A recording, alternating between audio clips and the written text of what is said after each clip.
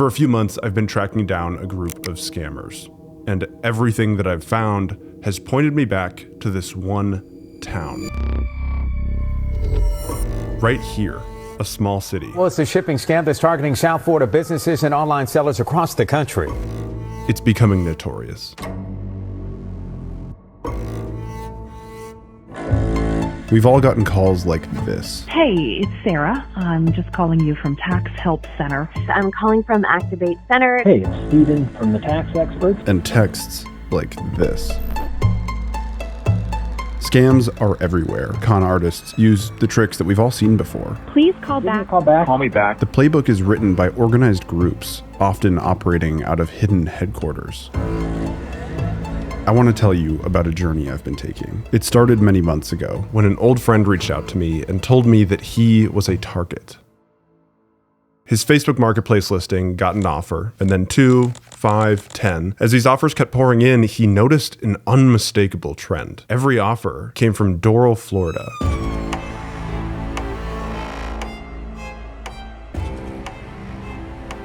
Wait. No, pause. Doral, Florida. What do you mean, like these people are saying ship the things to Doral, Florida? So they're wanting to ship it in Doral, Florida, and their account, it's saying that they live in Doral, Florida. All of these people are just Doral.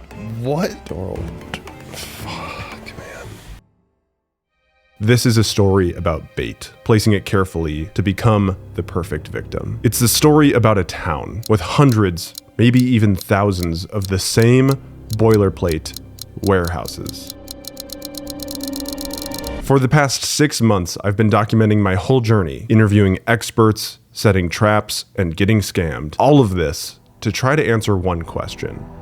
What's happening in Doral?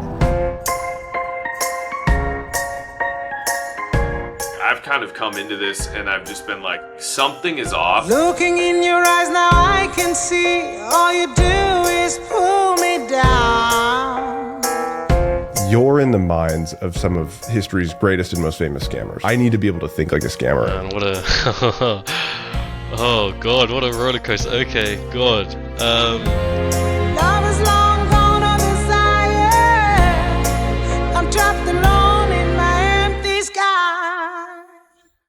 Sellers are complaining in online forums. 20 fraudulent orders, and all of them were shipped to Doral. Dozens of us have got the same fraudulent order. Where do you start when looking into something like this? There's no one that I can just email and ask. I'm not a financial crimes expert. I'm not even a scam baiter, but they came from my friend Jimmy. I did notice something different about the Doral scam. Look at this. Besides this one, all the scams I've ever encountered have all worked the same way. You, the victim, fall for some lie. In the scam world, they call these confidence tricks. As a result, you're convinced to send money to the scammer. This can be US dollars, euros, pounds, crypto, whatever. But one thing stays the same: currency. It's always currency. But not with the Doral scam. The scammer reaches out to you. You are selling a product. It might be that old TV, it might be that laptop that you don't use anymore. And then they still use a confidence trick. It disguises itself as a security feature. The scammer makes an offer on whatever you're selling. PayPal acts as an intermediary. They hold the funds until both sides fulfill their obligations. All you need to do is submit the package's tracking number. You send the package. The swindler then blocks you. That's when you realize that email didn't come from PayPal. The Doral scam, you don't send money, you send goods. Goods that have to be resold. It's an extra step. It increases their chances of getting caught with a stolen, tangible item. Why would they go through this extra step? Turns out it's not Doral, it's Doral, named after a guy named Al and his wife Doris. It's really cute. Ladies, if he wanted to, he would. Incorporated just 20 years ago, right outside Miami, the city is broken down into 15 sectors. 6 are residential, 7 are industrial. The remaining 2 sectors, at the heart of the city, are a confusing puzzle piece. The Pentagon's Southern Command is located right here. And across the street is the Trump National Golf Course. Overnight, it has become the world's most famous hotel, the Trump National Doral. This town has surveillance written all over it. Why would a criminal group running a massive scam operation choose Doral? It doesn't make any sense. This is my friend Hyatt. She usually makes different types of videos. Let's talk about gator safety. But she said she was willing to do something a little bit more risky. There's one warehouse that my friend Jimmy, the guy that tried to scam him, sent him the address to. Okay. I specifically want you to go to that one. I'm used to this kind of stuff. I'm used to like putting the car where it shouldn't be. All right, we are heading to Doral.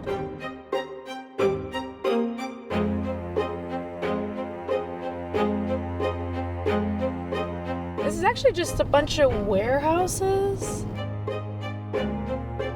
Lots of shipping.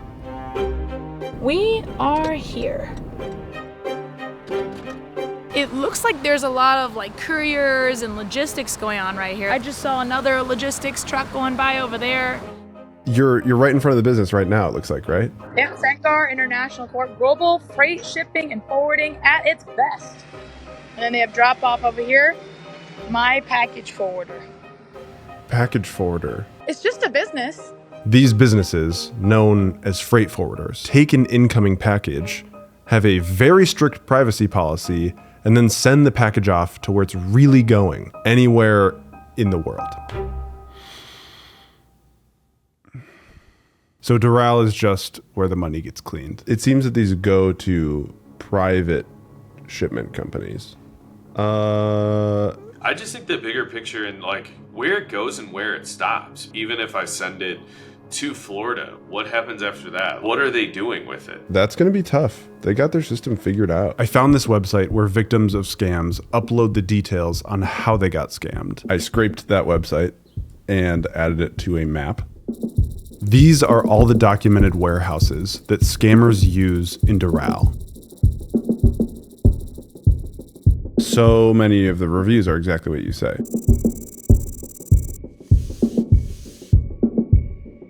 Interesting. How do you justify, ideally, like you don't want that bad PR around you? A lot of these places I've seen say that they have a zero tolerance policy for scams, and so they're cracking down on it, meaning that people have to jump ship to the next freight forwarder. Why there's so many freight forwarders here is that if you look at Miami International Airport right here, the entrance into the freight and cargo terminal is literally Doral, Florida.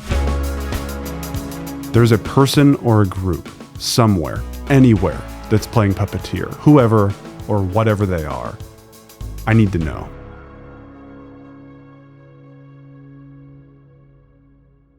All right, dude. All right, I got some ideas to create a mousetrap. I got some fucking ideas. When you told me about this, you sent me some screenshots of a fake PayPal receipt. I created a burner email, and since I'm looking for evidence that's hard to find and is virtually non-existent at this moment, I chose my name carefully.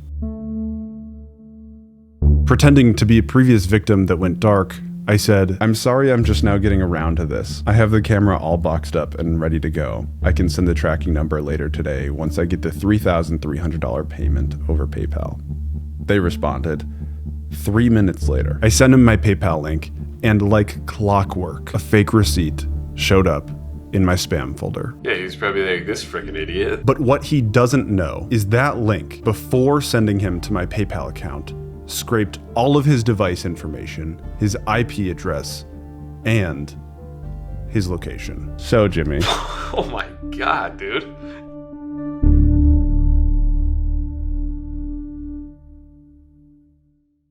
Please state your name after the tone. Hey, hello. He goes by the name Faith. I'm sending off a camera lens from Facebook Marketplace. Yeah, you got the right number. I've been waiting for you to call me forever. And every day, I'm going to call him. I'm going to earn his trust. You sound like a very nice guy. No. You mean it? And I'm going to learn everything that I can. I'm not going to stop until I find this guy. He's trying to steal over $3,000 from me, many more from Jimmy, and multitudes more from many other innocent victims. Yeah, I'm I'm doing pretty good. What's going on? Just return your call here, my friend. I'm going to map out his scam and put it on display for the world to see. And most of all, I want him to know that he's been found. All right, no problem. All right. Yeah, fine. See ya. Great. We got him on the line.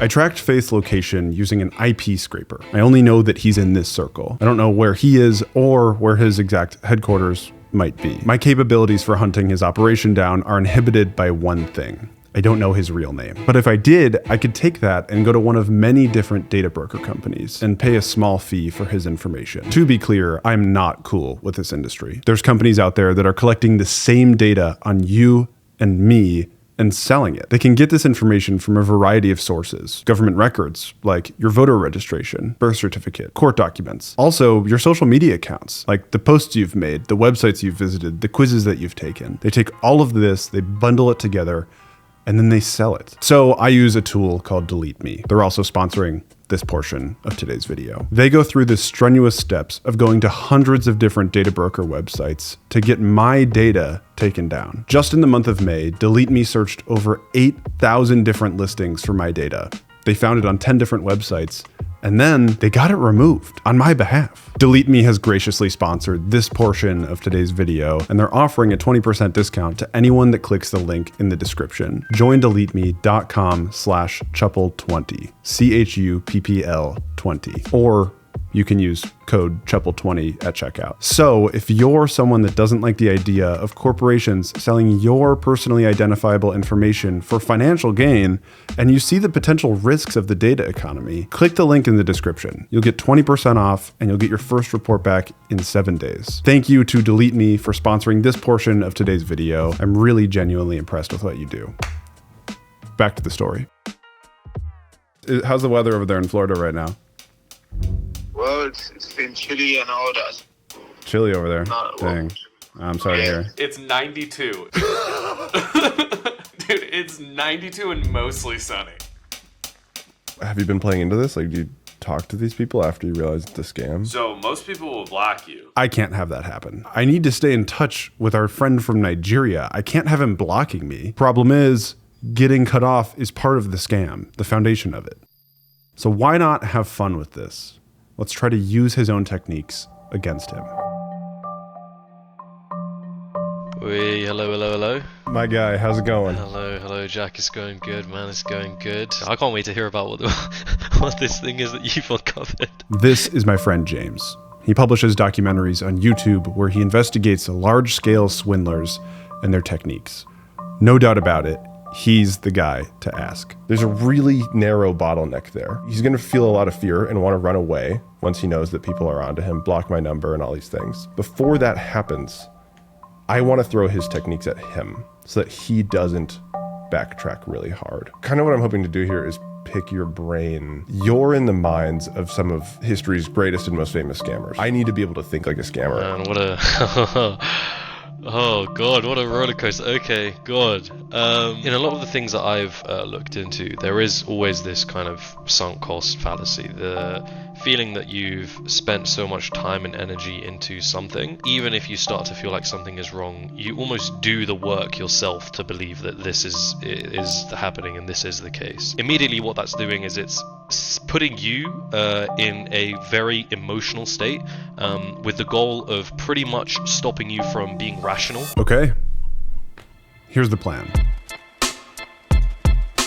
Tell Faith that I'm selling an expensive camera. We need the tracking number for the camera. That I don't actually have. I'll tell Faith that I have an old lens for the camera and that I'd be happy to include it for the same price. But I'm gonna ship the lens and the camera separately. And I need a tracking number for the lens and a tracking number for the camera too. I'll put a GPS tracker inside the package. Throw some cookies in. Actually, don't really know why I'm doing that. Not only that, but I'll reach out to a reporter on the ground in Nigeria to follow this package wherever it goes. Have you worked on stories like this in the past? Yes, I have. And once the package is moving, we know, oh, this package is moving. That means this car is the person. And we have to drive and follow. All the way to their headquarters. There is always this kind of sunk cost fallacy. All the while, me and the scammer stay in touch. Because what he really wants is the camera that doesn't exist. After setting up a custom Python script to log the exact latitude and longitude of this GPS tracker over time, just in case any movement happens while I'm asleep or away from my computer, I sent it off. East Coast, South Florida, United Kingdom, and then it stopped at the airport in Lagos, Nigeria. You might think they're a bit of a joke. Well, they're not. I might be in over my head. Those get-rich-quick schemes, the Nigerian scams, are big business. Nigerian criminal enterprises make large swaths of money online through fraud, and they are really dangerous. A vicious international racket run by serious gangsters. They don't play around. What still doesn't make sense to me about Doral is why aren't they swindling for money? Why are they swindling for physical goods? Why the extra step? They have to go and sell this, and they're at higher risk of getting caught by people like me tracking the packages. It doesn't make any sense. Am I the one walking into a setup? Yeah, my name is Ben, and I created a YouTube channel about 6 or 7 years ago called Pleasant Green. So I just started interacting with the scammers, trying to see what they do and how they do it, and then just put myself into the scam and just go as far down these rabbit holes as I could go. Ben is the real expert. There's no one better to ask. I would say that the majority of online fraud that we're seeing today is overseas. It's predominantly in India and Nigeria. Financial institutions have been hit with so many lawsuits because of all the fraud going on that they make it so hard to send money overseas, especially to countries where fraud is high, India and Nigeria. They were forced to pivot. So now scammers have had to get very, very creative with how they get that money. I think that it's safe to assume we're going to be seeing this scam more and more. Man, I got to find this guy. It's been here for about a week now, and it's not moving. The days came and went, and I started to realize that Faith is likely onto me. Not only is the bag in Lagos, but also he might be onto me. We're still in discussion about this camera. He's like, where's the tracking number? Where's the tracking number?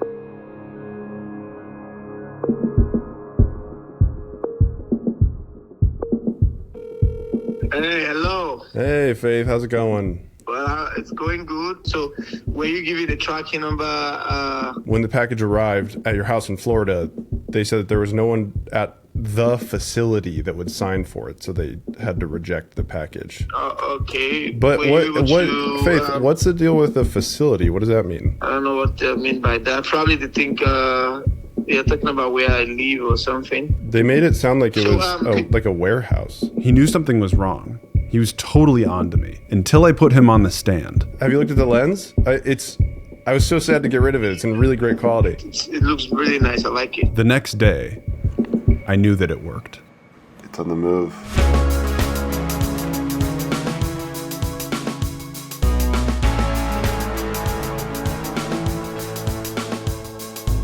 I'll let you know when I'm there. I'm heading out soon.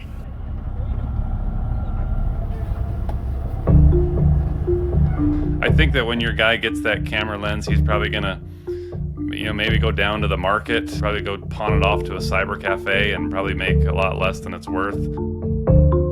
Okay, so he's in there. I mean, right now he's in there. He just shot me a text. He said,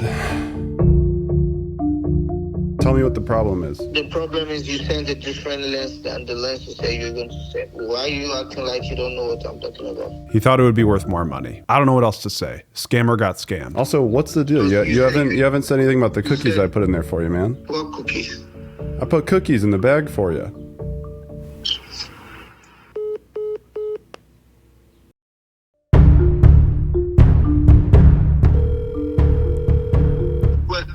Hello? Hey, we must have cut out. What's up? Okay. What's going on? You don't have. To you seem to be acting different than usual. I don't even get the camera yet. The camera I paid for. Well, the money hasn't gone through. Yeah, you need to send the tracking number to PayPal. I think you know that. It's been more than 2 weeks and we're still on this transaction. It doesn't make sense to me. A lot of things I'm confused about too. Why haven't I sent you cookies? You didn't even say thanks for the cookies I put in the bag, man. What do you mean? I'm not paying for cookies. I sent it as a thank you. I gotta run. You gotta run. I'll talk to you later. I mean, what the fuck? What the fuck? A thank you would have been nice. Free cookies. Free. I didn't have to do that.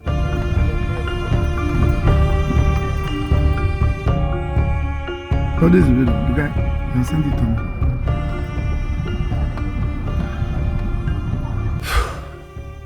He found the AirTag in the bag and he threw it away.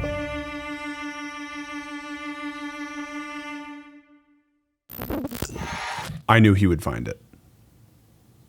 He was supposed to find it.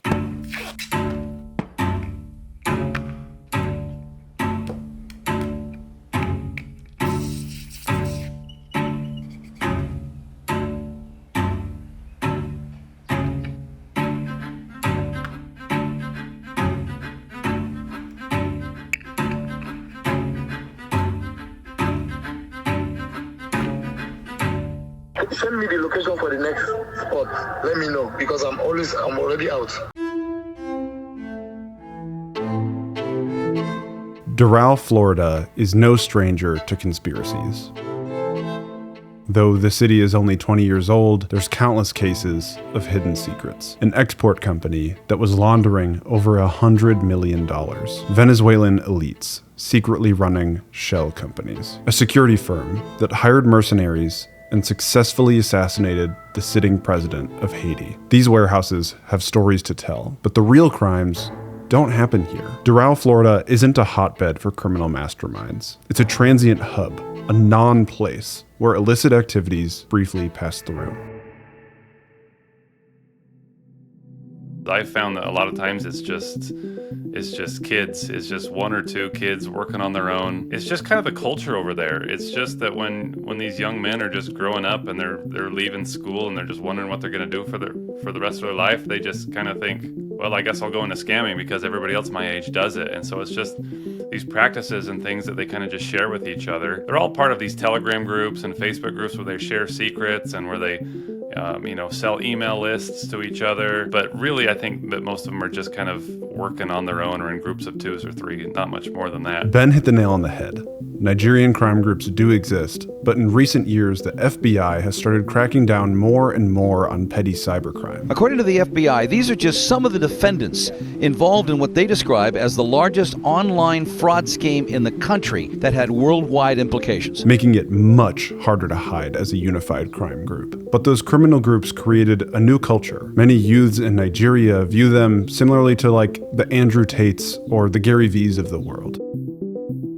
Hustle, make money, and show it off. Many young people admired them and eventually followed in their footsteps. Over time, a system of organized crime was replaced with a new system. A few friends teaming up to make a quick buck, sharing their strategies with other groups of friends. It builds off itself, creating a massive, decentralized network. There's no leader, there's no headquarters, and there's no paper trail. And if this group gets caught, it doesn't hurt the collective. The others likely don't even notice that they're gone.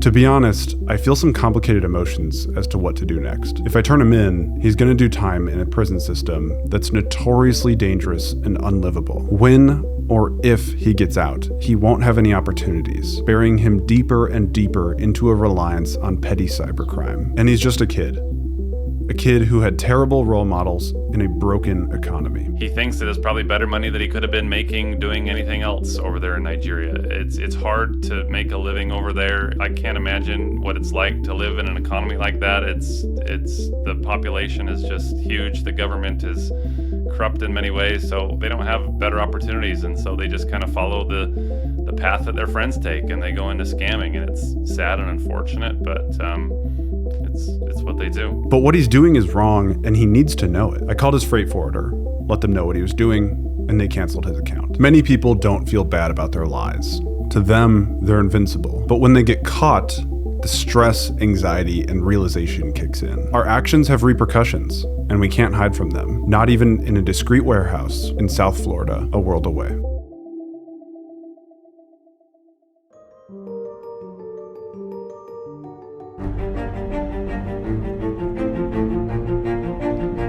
Right now, where's the lens? Is the camera lens here? Yeah, the camera lens is in that building that you're in front of right now. The The criminal name is here. What name did he say is his own name? Faith. Faith, yes. Okay. I know there's a gate man. I'm just going to knock the gate. Just ask for that name. Alright, so I'm going in. I'm going to look for Faith. I want my Nigerian friend to know it. His lies caught up to him. I've knocked at the gate. Nobody came to respond to my knock. The compound looks very quiet, but nobody came to answer the gate. I had been spending months, late night after late night, trying to hunt down the root of this online scam. And here I am, on the phone with a reporter, standing right outside the tiny scam headquarters in a luxury apartment in a tiny corner of Lagos, Nigeria. What do I do? I'll let my personal beef speak for itself. What do you mean? I'm paying for cookies. He should have said thank you for the cookies.